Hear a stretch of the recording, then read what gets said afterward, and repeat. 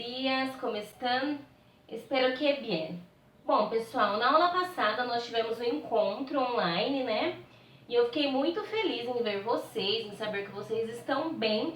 E nós realizamos uma revisão, né, de alguns conteúdos, como, por exemplo, o corpo humano, características físicas, prendas de vestir y también algunas características de nuestra personalidad. Bueno, y en esta clase, chicos, vamos a empezar a estudiar los contenidos de la unidad 5, que se llama Deportes, todos podemos practicar alguno, ¿sí?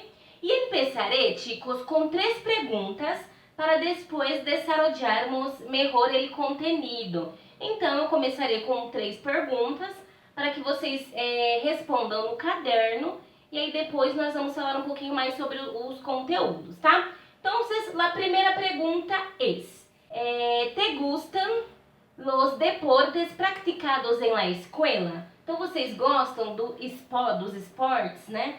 Que vocês praticam na escola, tá? E a segunda pergunta: ¿por qué crees que es importante hacer exercícios físicos? Então, por que vocês acham que é importante a prática de exercícios físicos, tá? E a terceira pergunta é: ¿todos os deportes são buenos? Então, vocês acreditam que todos os esportes eles são bons, né? Então, essas 3 perguntinhas é pra gente introduzir o conteúdo e respondam no caderno, beleza? Chicos, vamos a ler agora um artículo chamado Deportes, que fazendo a tradução significa esportes, tá? E neste artículo, chicos, vai abarcar algumas modalidades deportivas, ¿sí? Que são adaptadas a las personas que têm diferentes tipos de deficiências, né? Então, pessoal, neste artículo que nós vamos ler agora, tá? Vai falar, então, alguns tipos, né, de atividades, né, de esportes adaptados para pessoas, então, que têm deficiência, tá bom? Então, vamos a ler este artículo que está na página 67. Bueno, chicos, vamos a ler. Deportes. Fútbol. El fútbol, para personas com discapacidade, tem diversas modalidades que se adaptam a cada tipo de discapacidade. Em total, existem 4 modalidades diferentes. Fútbol em silla de ruedas electra, também chamado de power jar, para pessoas com discapacidade física. Fútbol 7, disciplina paralímpica desde 1984 para pessoas com parálise cerebral. E Fútbol 5, modalidade paralímpica para deportistas ciegos. E Fútbol sala, para pessoas com discapacidade intelectual. Vamos saber agora como se juega. Terrenos de juego de diferentes tamanhos, em los cuales hay 2 equipos que compiten por meter el balón en la portería del contrario.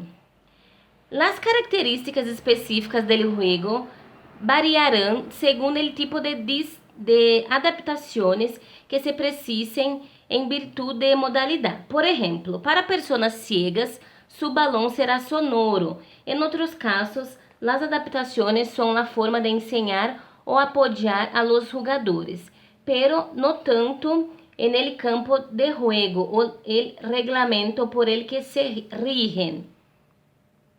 E também futebol para pessoas ciegas, então para pessoas cegas, né, pessoal? Enquanto ao futebol para pessoas com discapacidade visual, há a su vez 2 categorias. A primeira para pessoas ciegas e a segunda para pessoas com discapacidade visual. Los deportistas que no son ciegos totales, sino que tienen discapacidad visual, no necesitan casi adaptaciones en su terreno de juego. Por ejemplo, si precisarían colores contrastados, balón y suelo, iluminación con la misma intensidad durante todo el partido y etc. En cambio, el fútbol para personas ciegas tiene un reglamento con más indicaciones. Su fin es que sea un deporte seguro y viable para personas ciegas. As pessoas ciegas precisam que o balão suene, então que o balão ele tenha som. Vallas laterales para que não se salga o balão, que o portero se sea vidente e um guia detrás da porteria para orientar. E os jogadores devem decir boi quando actuem sobre o campo para impedir acidentes e colisiones. El fútbol 5 lo practican deportistas ciegos que combinam velocidade e habilidade. Há 4 jogadores de campo, todos ciegos, com antifaz e um porteiro sem discapacidade. Alrededor del terreno de juego há um muro para que não haja fueras de banda. Los partidos constam de 2 tempos de 25 minutos de duração, mais 10 minutos de descanso entre ambos. Los primeros Juegos Paralímpicos en los que se disputó Fútbol 5 fueron los de Atenas 2004. Ahora, Fútbol 5 para personas con discapacidad visual. Los primeros comienzos en los Juegos Paralímpicos se produjeron en Atenas en el año 2004. Esta modalidad la practican deportistas ciegos, los cuales juegan con un balón que tiene un sonido para que sepan en cada momento donde el balón se encuentra. Cada equipo lo forman 4 jugadores que deberán llevar un antifaz. El portero no tiene que tener discapacidad. Los partidos son de tiempos de 25 minutos de duración más 10 minutos de descanso entre ambos.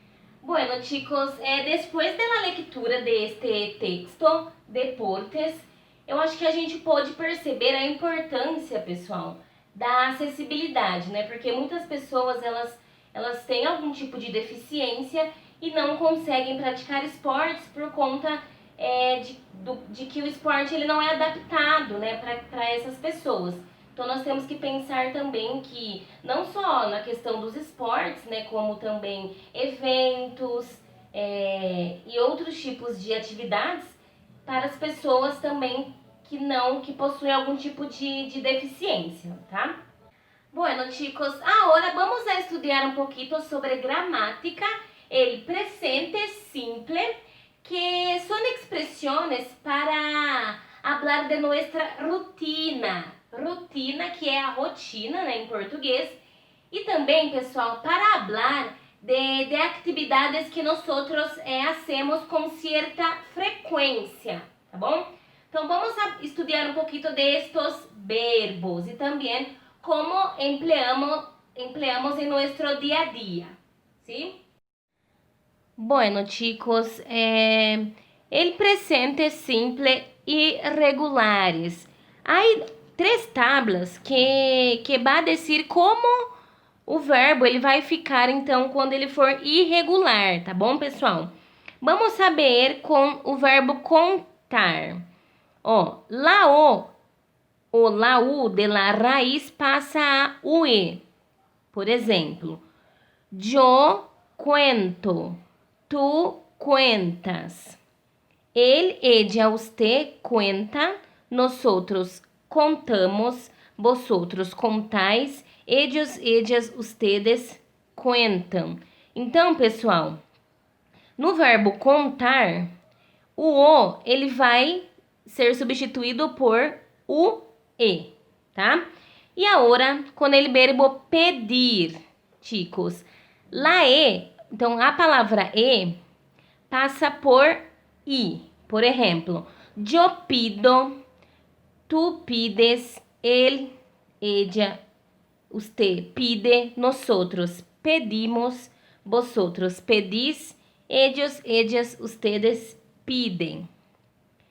Además de esto, también algunos verbos pueden presentar más un tipo de irregularidad, como por ejemplo el verbo venir. Vamos a ver cómo va a quedar, ¿sí? Entonces acá, yo vengo tu vienes, venís, él, ella, usted viene, nosotros venimos, vosotros venís, ellos, ellas, ustedes vienen. Bueno, chicos, ahora yo voy a darles ejemplos con estos verbos que acabamos de estudiar. Bueno, el primer verbo es el verbo contar.